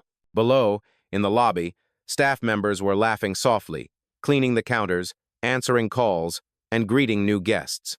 Life continued, but it was different now, lighter, honest, and up above, Marcus Reed stood alone in his office, not as a man who had won, but as one who finally felt heard. The next morning arrived gray and still. A faint drizzle brushed against the tall windows of the Horizon Grand. tracing slow trails down the glass like memories that refused to fade. The lobby below stirred back to life, housekeepers rolling their carts, guests wheeling suitcases, and clerks greeting arrivals with an unfamiliar warmth. For the first time in years, the hotel felt like it was breathing differently. Upstairs, in the corner suite that served as both Marcus Reed's workspace and refuge, the silence hummed with purpose. He stood beside the window, coffee untouched on the table. His reflection blended with the skyline outside, a man made of equal parts strength and solitude. The previous night's events had not broken him, they had clarified him. He turned as Nia Cole entered the room. She carried her tablet under one arm, expression sharp but calm. "Morning, sir," she said. The media coverage has doubled overnight. Every major outlet is running the story. Most of them are using the headline, "The CEO who was told to leave his own hotel." Marcus's lips curved into a half smile. "It has a certain poetry to it." Nia nodded. "It does, but there is pressure too. Investors are asking for reassurance. Some want to know if this will affect the company's image long term." Marcus gestured for her to sit. "Tell them our image was never the problem. Our reflection was." She smiled faintly. "That is a quote they will repeat for weeks." He walked back to his desk, the sound of his footsteps echoing against the hardwood floor. "What about the staff?" "Stronger than ever," Nia said. "Tina stayed late last night helping with training schedules. Evan volunteered to lead the next safety session. Angela already wrote a memo suggesting cross-department discussions about respect." Marcus nodded slowly. "Good. Let the solution grow from within." There was a short pause. Then Nia said, "We received one more message this morning. It is from the National Civil Rights Foundation. They want to award you their annual Dignity in Leadership honor." Marcus turned toward her, eyebrow raised. "An award for doing what should have been done decades ago?" Nia smiled gently. "Sometimes doing what is right looks revolutionary only because it took too long to happen." Marcus looked thoughtful. "If I accept it, it will not be for me.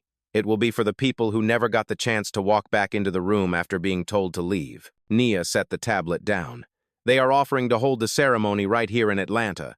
They said it feels symbolic." He nodded. "Then we will host it in this lobby, the same ground where arrogance collapsed. Let the world see what rebuilding looks like." As she made notes, the phone on Marcus's desk buzzed. Tina's voice came through the speaker. "Mr. Reed, there is a gentleman here asking to meet you. He says he is from the corporate auditing division." Marcus frowned slightly. "Send him up." Minutes later, the door opened, and a man in his early 50s stepped in. He wore a conservative gray suit, glasses, and an expression that suggested calculation rather than curiosity. "Mr. Reed," he said smoothly, extending his hand. "I am Richard Palmer. I oversee internal compliance for Horizon Holdings." Marcus shook his hand firmly. "Mr. Palmer, I assume you are here because of last night's events." Richard adjusted his glasses. "Yes, sir. The board requested a comprehensive review. Standard procedure after any high-profile controversy. They want to ensure the company's actions align with policy." Marcus leaned back in his chair. "Policy," he repeated softly. "That word again, the one people hide behind when humanity feels inconvenient." Richard hesitated but continued. "Sir, while we respect your leadership, there are concerns about how you handled the incident. Some feel that addressing the matter so publicly may have created unnecessary exposure." Marcus studied him for a moment, then said evenly, "Do you believe in accountability, Mr. Palmer?" "Of course," the man replied. "Then you should know that accountability cannot live behind closed doors," Marcus said. "Transparency may feel uncomfortable, but comfort never changed a single injustice." Richard cleared his throat. "Still, there are shareholders to consider. Some of them feel uneasy about the political tone this has taken." Marcus smiled faintly. "Equality is not politics. It is morality. If they cannot tell the difference, they should find another investment." Richard shifted uncomfortably. "May I ask what you plan to do next?" Marcus stood, his voice calm but resonant. "Next, I plan to make sure this hotel and every hotel under our name becomes a place where no one has to prove they belong." Richard blinked. "And if that costs us?" Marcus turned to the window. "Then we will pay it. Integrity has always been the most expensive luxury." For a moment, Richard said nothing. Then he gathered his papers, nodding politely. "I will report back to the board." "As either." "Please do," Marcus replied, "and tell them that policy without conscience is just paperwork." After the man left, Nia exhaled softly. You realize you just terrified an entire corporate department. Marcus smiled slightly. Good. Fear can be useful when it is the right kind. She looked at him for a long moment. You really mean to rebuild everything, do you not? I do, Marcus said. But not through speeches or headlines, through habits, through how people greet each other, through who gets promoted, through who feels seen. Justice that does not reach the lobby is not justice. The intercom buzzed again. Tina's voice was quieter this time. Mr. Reed, there is a call waiting for you on line 1. It is from a man who says his name is Jordan Parker. He says he worked with you a long time ago. Marcus's expression softened. Patch him through. There was a click, and then a familiar voice filled the room. Marcus Reed, I saw the footage, my friend. You handled it the way only you could, calm, sharp, and devastating. Jordan Parker, Marcus said, his tone warming. It has been a while. Too long, Jordan replied. I just wanted to tell you something. I was in a meeting this morning with my own team. One of my junior analysts said, if Marcus Reed can face that and stay composed, then we have no excuse to be silent in our smaller rooms. You have no idea how far your voice traveled, brother. Marcus was quiet for a moment, his throat tightening slightly. Thank you, Jordan. Jordan chuckled. Do not thank me. Just keep building. You started something that will not end with you. The call ended. Marcus set the receiver down slowly. The rain outside had stopped, leaving the city washed and glistening. He turned to Nia. Get the staff together tomorrow morning. I want every employee from janitor to executive in the same room. We will not talk about what happened anymore. We will talk about what comes next. Yes, sir, she said. As she left, Marcus looked back toward the window. The reflection that looked back at him was the same man, but the world behind him had shifted. He whispered to himself, the hardest part of justice is not starting it. It is continuing it after the cameras turn away. And as the city lights began to glow again through the rain-streaked glass, Marcus Reed knew that the real test had only just begun. The next morning broke clear and sharp, the kind of Atlanta morning where the air felt new and the light carried promise. At 8 o'clock, the staff of the Horizon Grand gathered once again in the lobby, just as Marcus Reed had instructed. There were no cameras this time, no reporters waiting outside, no lawyers pacing the hall. Only the people who worked here, every department, every uniform, every story. The marble floor gleamed under their shoes. The aroma of brewed coffee drifted through the air, mingling with the faint scent of citrus cleaner. The chatter was low but charged with anticipation. Everyone knew this meeting was different. It was not about rules. It was about renewal. Marcus walked in from the side hallway, his pace unhurried but purposeful. The room quieted the moment he appeared. He wore a charcoal suit without a tie, sleeves rolled to his elbows, the posture of a man ready for work, not performance. He stopped at the center of the room and let his gaze sweep over them. Good morning, he said simply. A chorus of soft replies followed. Before we begin, Marcus continued, I want to remind you that what we are doing here today is not a meeting. It is a rebuilding. This hotel does not need new walls. It needs new ways of seeing. He paused, letting the words find their rhythm. Last week, the world saw what happened here. They saw one person's prejudice collide with another person's patience. They saw a moment of injustice turned inside out by truth. But the question we need to ask ourselves is this: what happens when the cameras go away? Do we stay changed, or do we go back to comfortable silence? The staff stood still, their eyes fixed on him. Marcus continued, silence can be noble when it is disciplined, but silence can also be deadly when it hides the truth. What happened that night was not an accident, it was a mirror. It showed us the cracks in our reflection, and we will fix those cracks, not by pretending they are not there, but by learning to look at them every day. Tina Alvarez stepped forward slightly. Sir, she said, her voice steady but careful, I think everyone here wants that. But how do we keep it real? How do we make sure this is not just a speech? Marcus smiled faintly. By turning speeches into structure. Starting today, every department will assign one integrity officer, someone whose job is not to monitor, but to listen. Someone who will make sure that when voices get quiet, conscience does not. Angela from housekeeping nodded quietly. Someone we can actually talk to. Yes, Marcus said. Someone who understands that dignity is not a policy, it is a practice. He looked around the room again. You have all worked in hotels long enough to know that people will forget your names, but they will never forget how you made them feel. We cannot control how others see us, but we can control how we make them feel when they walk through those doors. Evan Blake, the security guard, shifted his weight, then raised his hand slightly. "Sir, if I may?" Marcus nodded.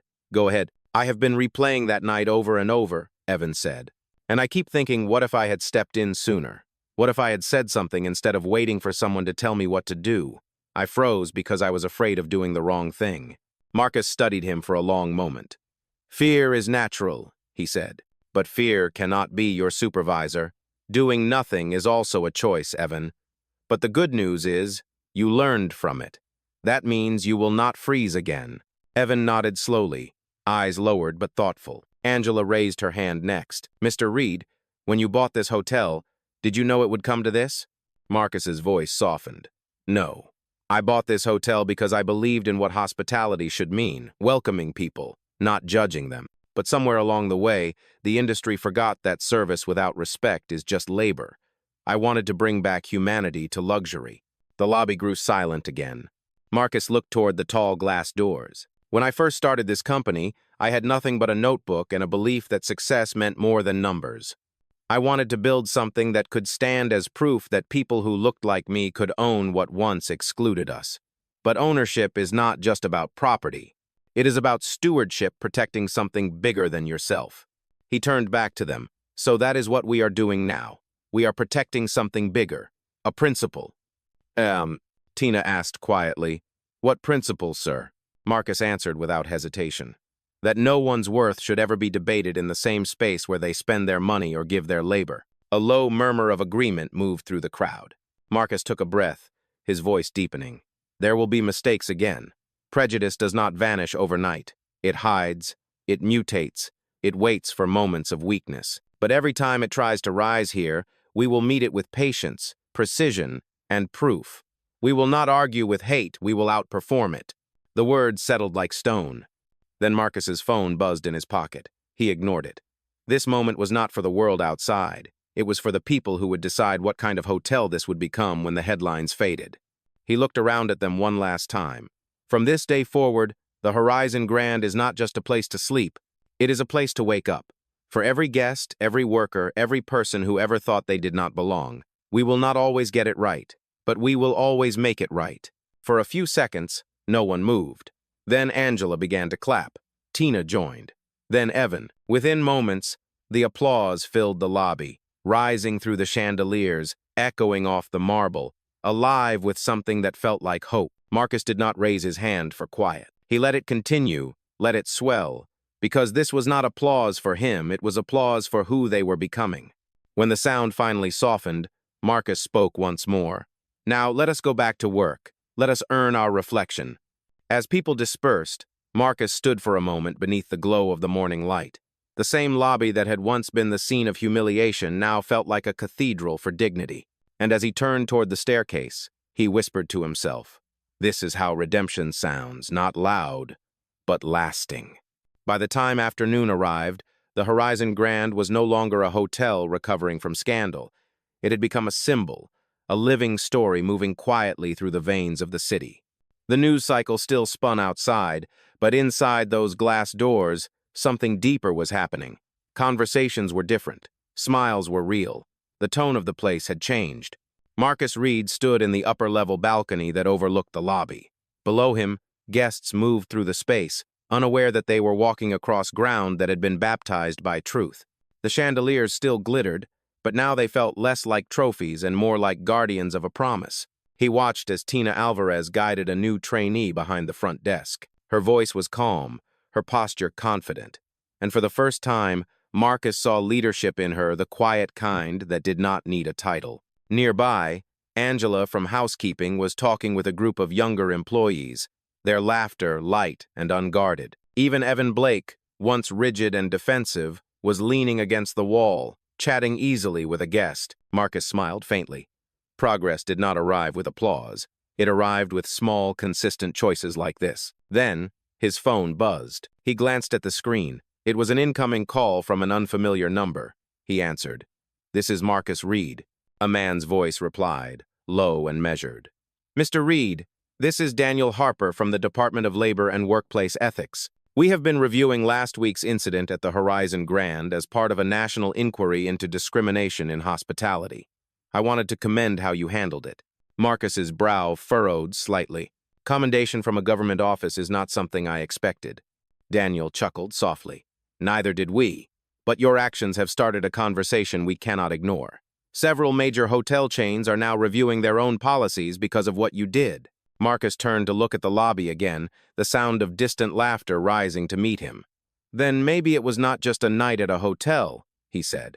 Maybe it was the beginning of something larger. That is precisely why I am calling, Daniel said.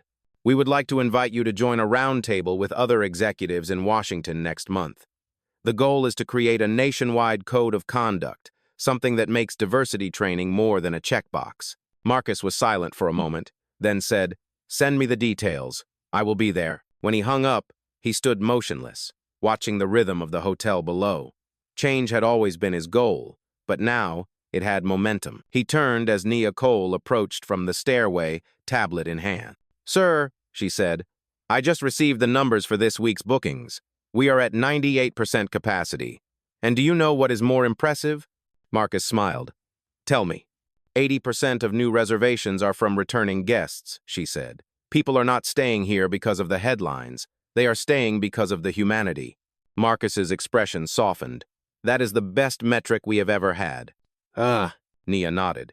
There is one more thing. The staff created something called the Horizon Pledge. They wrote it themselves. Marcus raised an eyebrow. A pledge? Yes, Nia said, handing him a printed page. They plan to post it in the lobby for guests to read. He unfolded it. The words were handwritten in different inks, clearly a collaboration of many hands. We, the staff of the Horizon Grand, promise that every guest, every co-worker, and every visitor will be seen, heard, and respected. We do not serve status. We serve humanity. We believe dignity is not a service, it is a right. Marcus read it twice, his throat tightening slightly. He placed the paper back in Nia's hand. Frame it, not as decoration, but as declaration. Yes, sir, she said softly.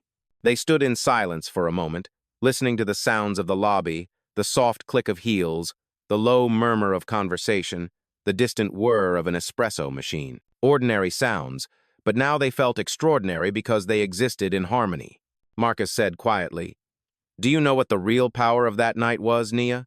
It forced people to see that injustice does not begin with hatred. It begins with habit, and the only way to fight it is with better habits." Nia looked at him with admiration. "You turned a confrontation into a curriculum." He smiled faintly. "Let us hope the world does its homework." As she left to oversee the framing of the pledge, Marcus remained by the balcony railing. He looked down and saw a young black boy, maybe 10 years old, walking beside his mother across the lobby. The boy wore a bright red jacket and carried a toy airplane in his hand. He looked up at the chandelier, eyes wide. "Mom," he whispered, "do you think I could own a place like this one day?" His mother smiled gently. "If you work hard and stay kind, you can own anything." The boy grinned and kept walking. Marcus felt something shift inside him, a quiet ache of recognition. He remembered being that boy once, standing in a hotel lobby where no one saw him except to judge his presence. He remembered how invisible had felt heavier than rejection. And now, here he was, watching another boy imagine himself as owner, not outsider. The cycle had broken. He walked down the stairs slowly, every step steady and deliberate. When he reached the boy and his mother, he paused and smiled. "That is a good dream you have," he said to the boy. The child looked up shyly. "It is not just a dream, sir. I am going to do it." Marcus knelt slightly, eye level with him. "Then remember this. Ownership is not about money. It is about responsibility. When you own something, you protect it from becoming what hurt you." The boy nodded seriously, as if memorizing every word. Marcus stood, offered a polite nod to the mother, and continued walking. As he passed the front desk, Tina looked up and said, "Sir, we just had a guest ask if they could meet you to say thank you. She said she was inspired by what this place has become." Marcus smiled. Tell her she already has, by simply noticing the difference. He walked out through the glass doors and into the sunlight. The city moved around him, alive and humming. For the first time in a long while, he did not feel the weight of proving anything. He felt the lightness of knowing he already had.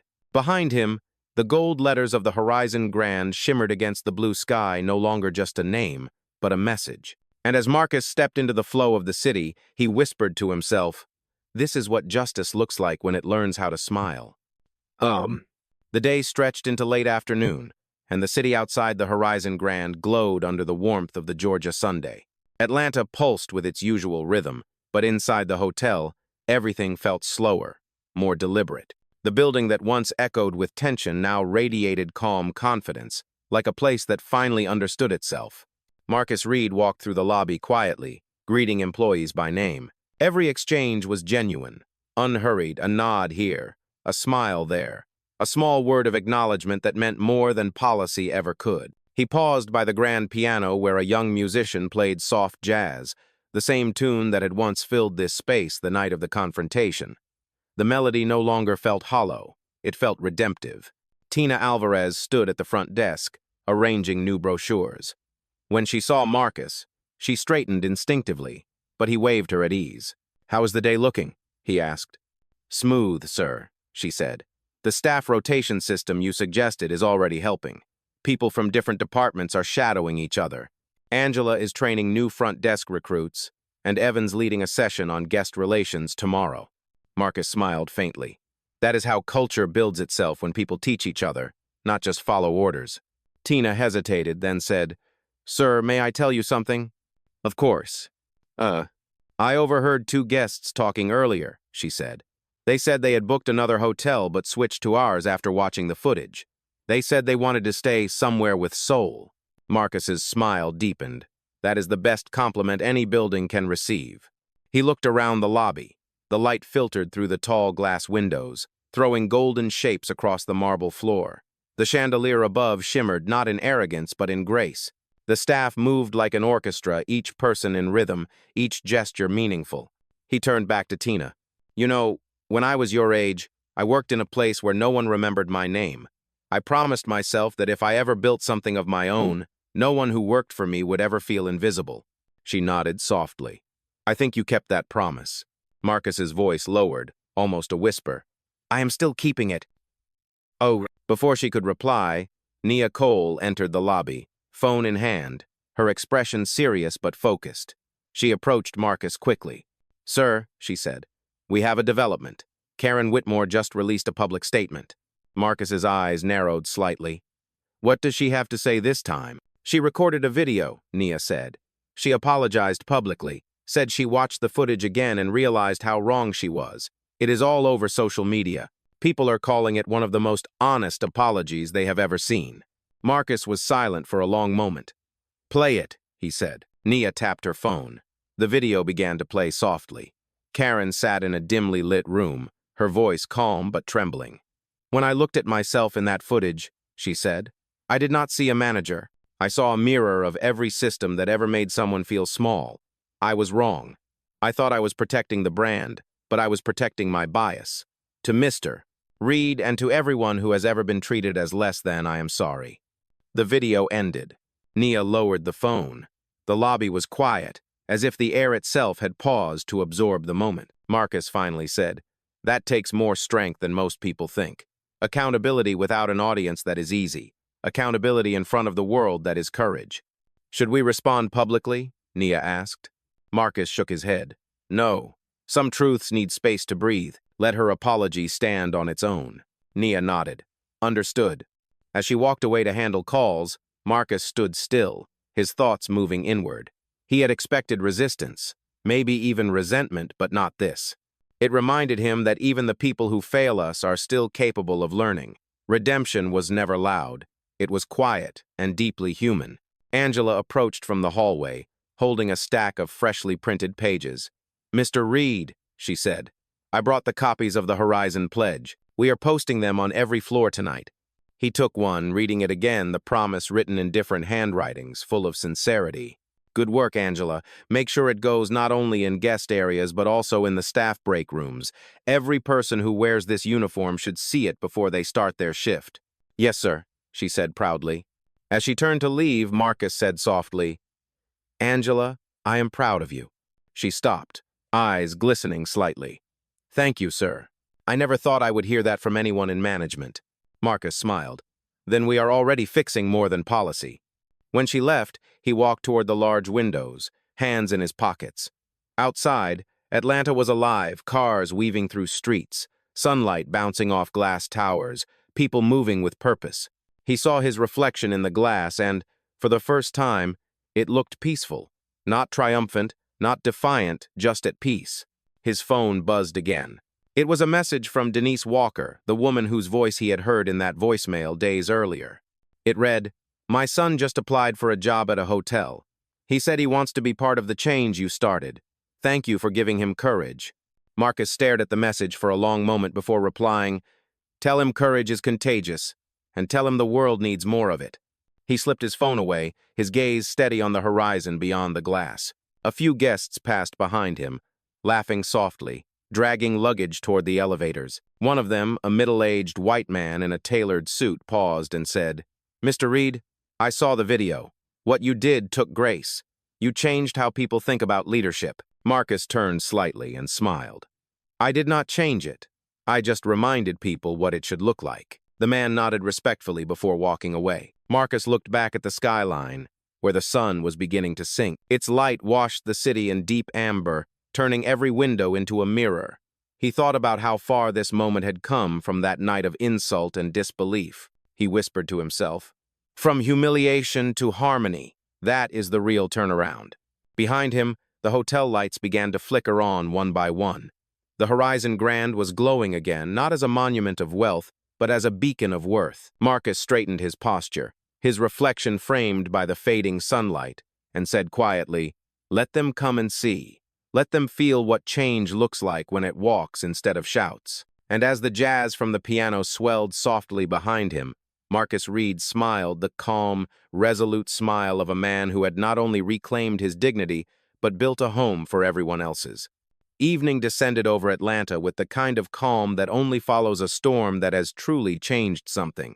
The lights of the Horizon Grand shimmered against the darkening sky, their reflections stretching long across the wet pavement.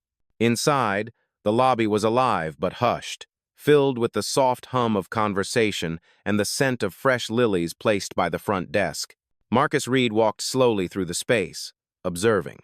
Every detail mattered to him: the way the staff greeted guests, the posture of the bellhops, the warmth in Tina's smile as she handed over a keycard.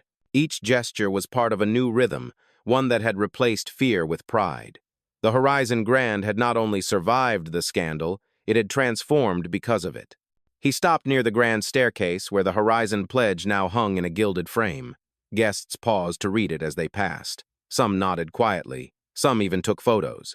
But Marcus's attention drifted to the reflection in the glass, the words superimposed over his face. "We do not serve status. We serve humanity." He whispered almost to himself, "That is the legacy I want written on more than walls." Nia Cole approached from the far side of the lobby, tablet in hand. "Sir," she said, her tone lighter than usual, "I have updates. The media coverage has finally begun to turn positive. Several opinion pieces are calling the Horizon Grand a blueprint for modern ethics in business." Marcus nodded, his expression thoughtful. "It is ironic, is it not? People love to talk about change once it stops being uncomfortable." Nia smiled faintly. "True, but at least they are talking about it now." She scrolled through her tablet. Also, the National Civil Rights Foundation confirmed the date for the Dignity and Leadership ceremony. It will be held here in 2 weeks, as you requested. They said they have never hosted in a hotel before, but they wanted to honor the symbolism. Marcus turned to her. "Good. Let them see what dignity looks like in motion, not in theory." Nia nodded. "And there is one more thing. A nonprofit organization called Open Doors has offered to partner with us. They provide mentorship and career training for young people of color entering the hospitality industry. They said your story inspired them to reach out." Marcus's eyes softened. "That," he said, "is what victory should look like. Opportunity, not applause." He paused, his gaze sweeping the lobby. "Prepare a partnership proposal. I want this place to be a training ground for those who have been told they do not belong in rooms like this." "I will handle it immediately," Nia said. Before she could leave, a familiar voice echoed from behind them. "Mr. Reed?" Marcus turned. It was Karen Whitmore. She stood at the entrance of the lobby, dressed modestly in a navy blue coat, her hair tied back. The room seemed to hold its breath. Even the music softened, as if the building itself remembered her. Marcus studied her for a moment before speaking. "Miss Whitmore." She approached slowly, her steps careful, her eyes downcast. "I was not sure if you would see me," she said. "I am here," Marcus replied evenly. "What do you need?" Karen stopped a few feet away. "I came to thank you for not responding to my video, for not turning my apology into another headline." Marcus crossed his arms lightly. "It was never about humiliation, it was about awareness. You did the hard part yourself." She nodded, her eyes glistening slightly. "After everything that happened, I thought my career was over. But the strangest thing happened. Other hotels started calling me not to hire me, but to ask me to train their staff about bias and humility. I have been telling them what I learned here." Marcus tilted his head slightly. "And what did you learn, Miss Whitmore?" Karen hesitated, then said, "That professionalism without empathy is just performance. I was proud of following the rules, but I forgot why those rules existed to make people feel safe, not small." Marcus's expression softened, but his tone remained calm. "That is a lesson some people spend a lifetime avoiding. You should keep teaching it." She nodded. "If you ever need help with your new training programs, I would be honored to volunteer. No payment, just purpose." Marcus regarded her quietly. "Redemption does not need permission, Miss Whitmore. It only needs consistency. Keep showing up for the right reasons, and eventually, people will stop seeing your mistake and start seeing your change." Karen smiled faintly, tears brimming in her eyes. "Thank you, sir."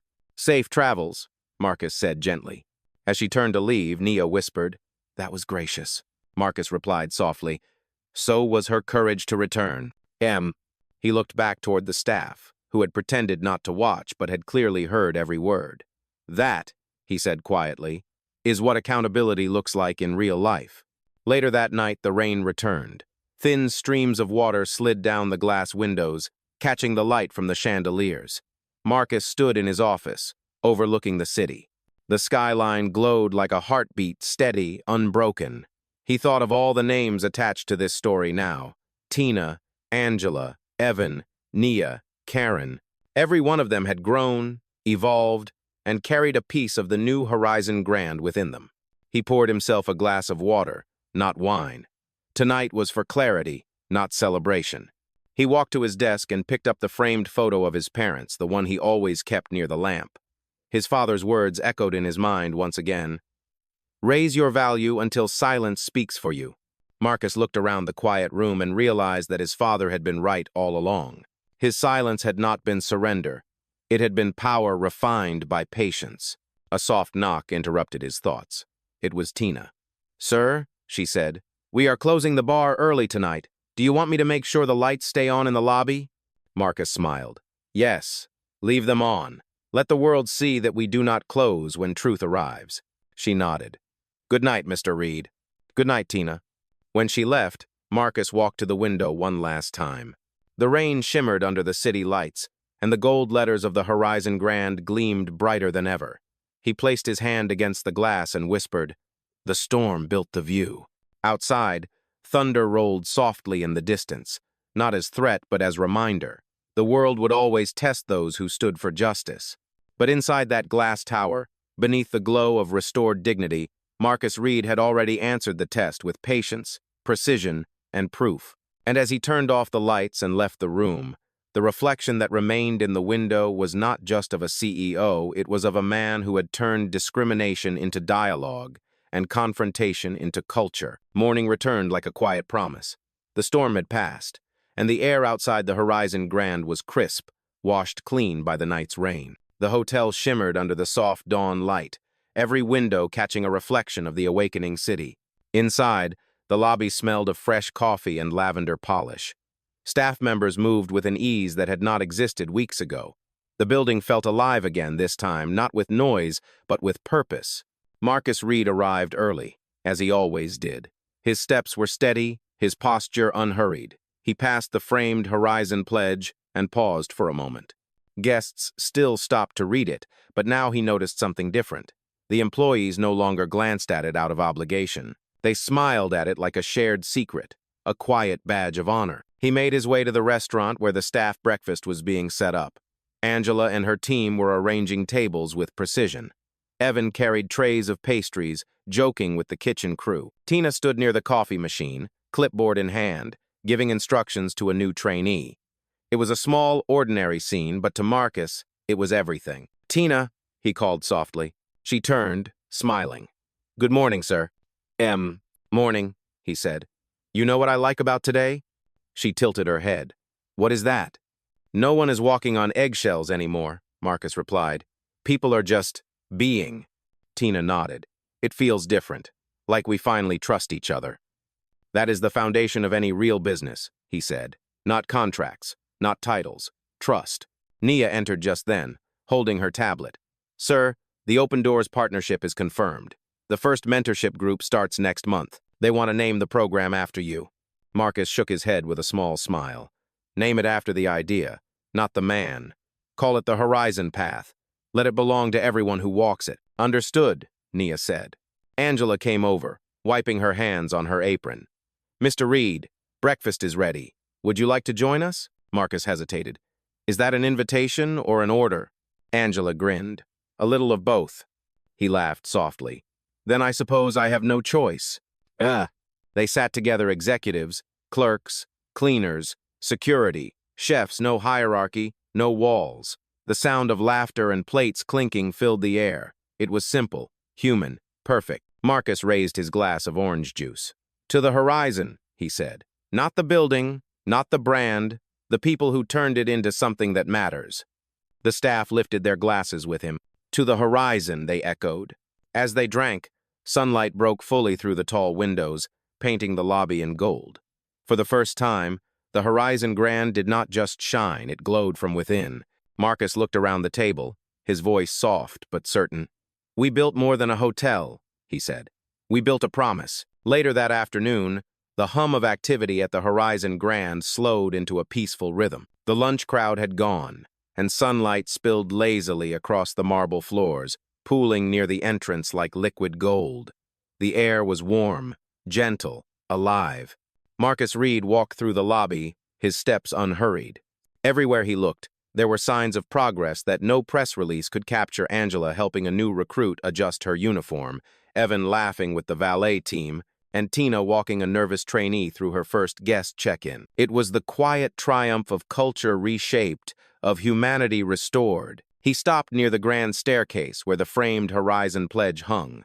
A small boy stood in front of it, reading aloud to his mother. His voice was clear and careful. "We do not serve status. We serve humanity." When the boy noticed Marcus, he smiled shyly. "Sir, did you write that?" Marcus crouched to meet his gaze. "No," he said. "I lived it. They wrote it." The boy grinned. "It is good." It is better than good," Marcus replied. "It is truth." As the boy and his mother walked away, Marcus remained there, looking up at the pledge. He remembered the night that had started all this, the insult, the silence, the confrontation, the revelation. What had once been pain was now purpose. What had once been humiliation was now history rewritten. Nia approached quietly from behind. "Sir, the invitations for the Dignity and Leadership ceremony have been sent," she said. "Every major media outlet has confirmed attendance. The world is ready to see what you built here." Marcus turned to her, his eyes calm. "Then we will not give them a spectacle. We will give them sincerity," she smiled. "You always know the difference."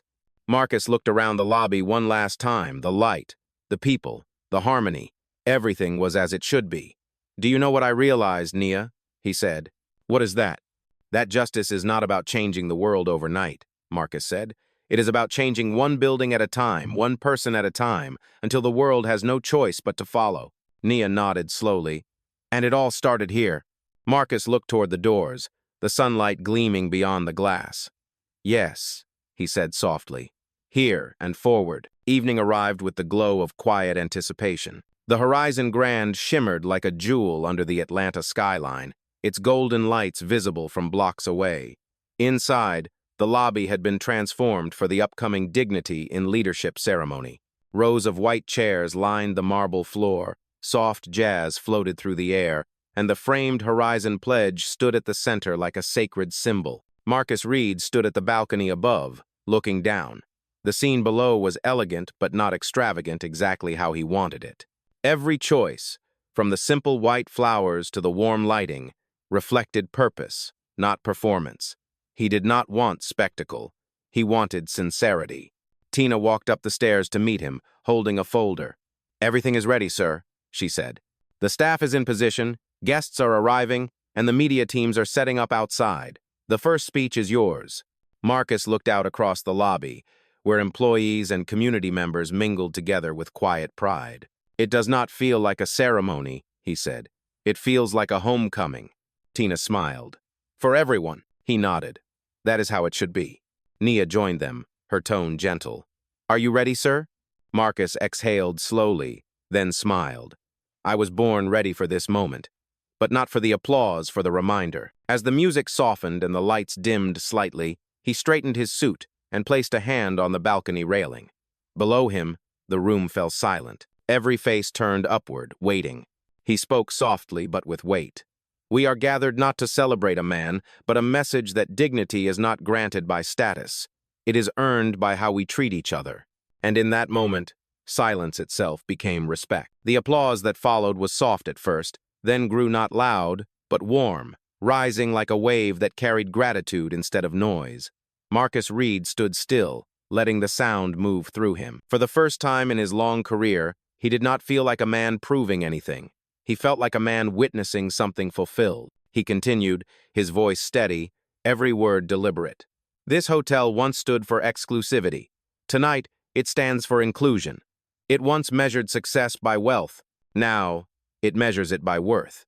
What you see here is not the end of a story, it is the beginning of a standard." The crowd listened in reverent silence. Among them sat Angela, Evan, Tina, and dozens of staff members who had lived through the transformation. They were not employees tonight. They were the story itself. Marcus looked toward the framed Horizon pledge illuminated beneath the chandelier. "I built this place with stone and glass," he said. "But you all of you rebuilt it with conscience." He paused, his gaze sweeping across the room. "If someone ever asks what the Horizon Grand stands for, tell them this. It stands for the moment when decency became luxury again." The room erupted into applause once more. Some stood, some cried, but no one remained unchanged. Marcus smiled, calm, dignified, at peace. He looked up toward the ceiling, where the light reflected like a sunrise. "To every person who was told they do not belong," he said softly, "remember this night, because you always did." "Oh." And as the music swelled and the applause carried on, Marcus Reed stepped down from the balcony, not as a CEO, but as a man who turned prejudice into purpose and silence into power.